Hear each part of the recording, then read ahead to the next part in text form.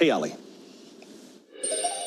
Hi, Joshua. So after months of difficult negotiations in Turkey, a deal has been struck to get all of this blocked Ukrainian grain out of the country and to places that it's needed the most. But interestingly, Joshua, it's a mirror agreement. It means that Kyiv and Moscow didn't sign the agreement together. The agreement was signed by both sides with the UN and with the Turks because the Ukrainians didn't want to sign a document with the Russians out of principle. But now that it has been made, these cargo ships will be taking grain out of 3 Ukrainian ports, Chermanorsk, Pivdani, and Odessa. From there, they're going to go to the Bosphorus. The plan will be overseen by a joint coordination committee based in Istanbul, and that'll involve monitors from the UN and from the Turks. There will be inspectors on these boats to make sure contraband, mainly weapons, doesn't come back into Ukraine. That was a specification that the Russians made. The Russians wanted these cargo ships to be escorted by their navy, but that was a deal breaker in the talks. The UN and the Ukrainians agreed that the areas around the Ukrainian ports don't need to be demined, but a Ukrainian pilot will escort these boats to travel through channels where there are no mines, and they can guide the ships safely through these places. But the UN also said that this was a very important deal to be made. Let's take a listen to what the Secretary General of the UN, Antonio Guterres, had to say. And let there be no doubt, this is an agreement for the world.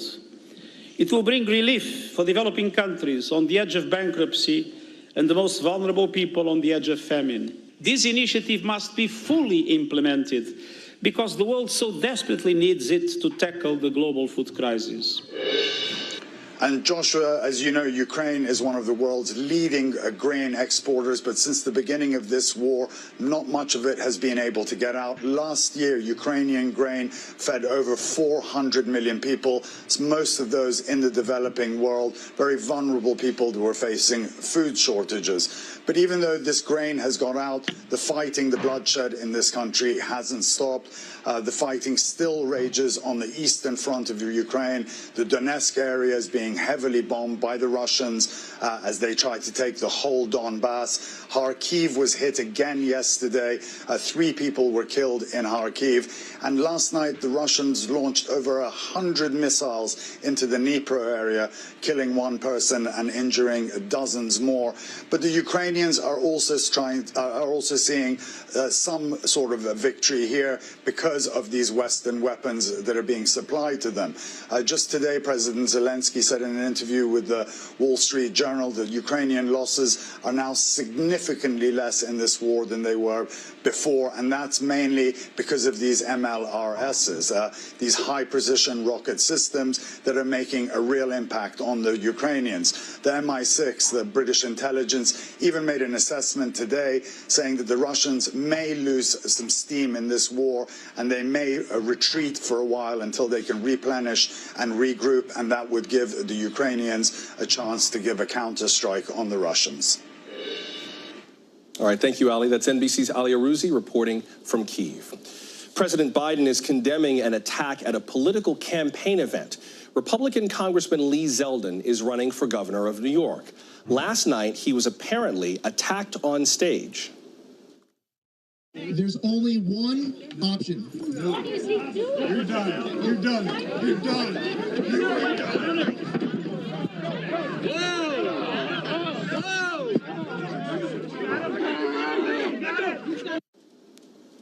You can see that thing that's got 2 prongs in the guy's right hand, what looks like some sort of sharp object moving toward Congressman Zeldin's throat. He caught the man's wrist before they fell to the ground. One witness described that 2-pronged thing as a common self-defense instrument. The Monroe County Sheriff's Office identified the suspect as 43-year-old David Jakubonis. Members of the public and Zeldin's campaign restrained him with zip ties, then police took him into custody. Now he faces felony charges of 2nd-degree attempted assault. After the attack, the congressman went back on stage and finished his speech. Apparently, nobody was hurt. Later, he expressed his appreciation to everyone who helped subdue the attacker. Mr. Jakubonis was arraigned and released overnight. Lee Zeldin says he'll increase security on the campaign trail. There's no word so far on a motive. and we are still trying to make contact with the suspect. A new federal law could make it easier to get baby formula back in stock across America.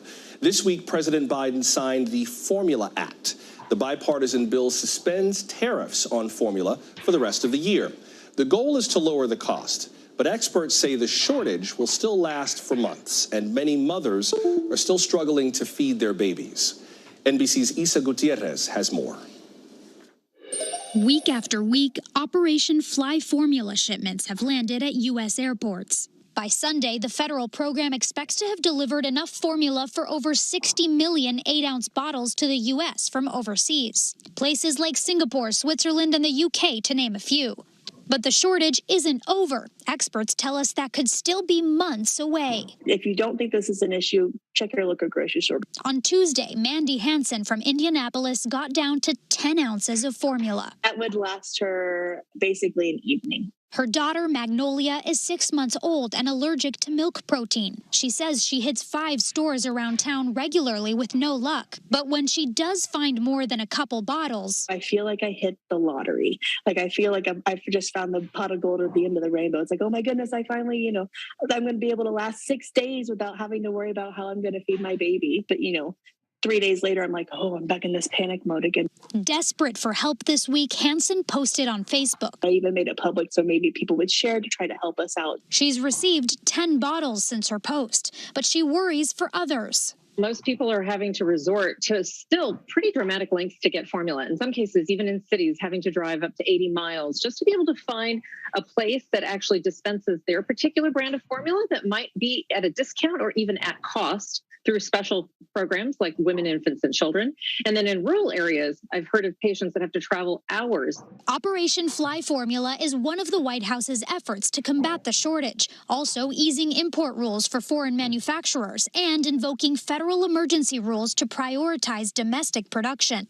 Glenn Kepke has worked in supply chain for over 20 years. The White House efforts have helped slightly, but what we need is the manufacturers to continue to ramp up production and get to a stable state. We're anticipating this to continue for at least another 2 months. Like, it shouldn't be this way. Our children should be the first and forefront of everybody's mind.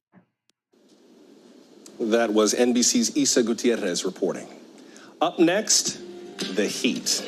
America's power systems are getting pushed to their limits. Texas is being hit especially hard, and cryptocurrency is one culprit.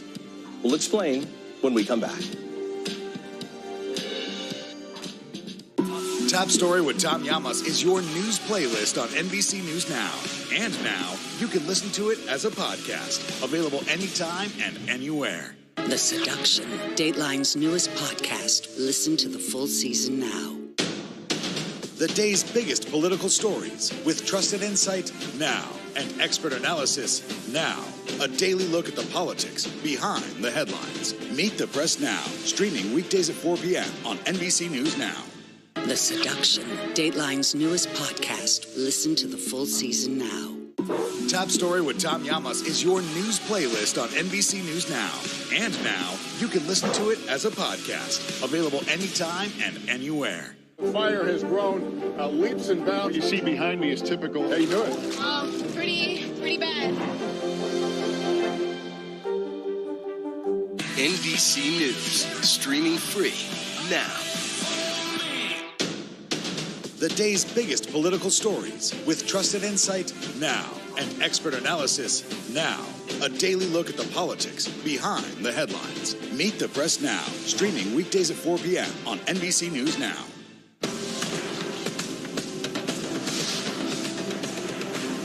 The fire has grown leaps and bounds. You see behind me is typical. How you doing? Pretty bad. The Seduction, Dateline's newest podcast. Listen to the full season now. NBC News, streaming free now. Top Story with Tom Llamas, weeknights at 7 on NBC News Now. You don't know when your moment's coming, but when it does, you take it. We're here to start conversations because it's not my job to tell you what to think. My job is to think about what you tell me. Now Tonight with Joshua Johnson, weeknights at 8 on NBC News Now. This summer has brought one heat wave after another. Triple-digit temperatures have scorched crops all season long. Farm animals have been suffering under these high temperatures too. And for millions of us across America, this weekend will not bring any relief. NBC meteorologist Bill Cairns has our forecast. Hey, Bill. Joshua, we are definitely 100% in that part of the summer where everyone's like, okay, yep, that was good. Let's quiet it down a little bit. Let's cool it off a little. But that's not going to be this weekend. I mean, many areas of the country are going to see their hottest weekend of the summer, and especially some of the big cities on the I-95 corridor. So by the numbers, and I haven't not shown this graphic in maybe a month. I mean, we've always had someone under heat advisories or heat warnings. We got 84 million people. It goes from the desert Southwest, from Arizona, all the way back up into areas of Utah. Of course, a lot of the Midwest and the central portion of the country is included in heat advisories. And then we have that little area on the East Coast, especially in the Mid-Atlantic region. Philadelphia is under an excessive heat warning through the weekend. New York City is under a heat advisory. The difference between the two, by the way, is a heat warning is more severe. That's where they're really worried about people losing their lives, especially if they don't have air conditioning, the elderly or the young children. Heat advisory is the next level down. Still dangerous, especially if you're going to be outside. So how hot will we be on your Saturday? We won't see triple digits on Saturday in the Northeast. Better chance of that will be on Sunday. But we're still going to see humid air and very hot. I mean, Raleigh's going to be 98 with a heat index, feels like temperature of 100.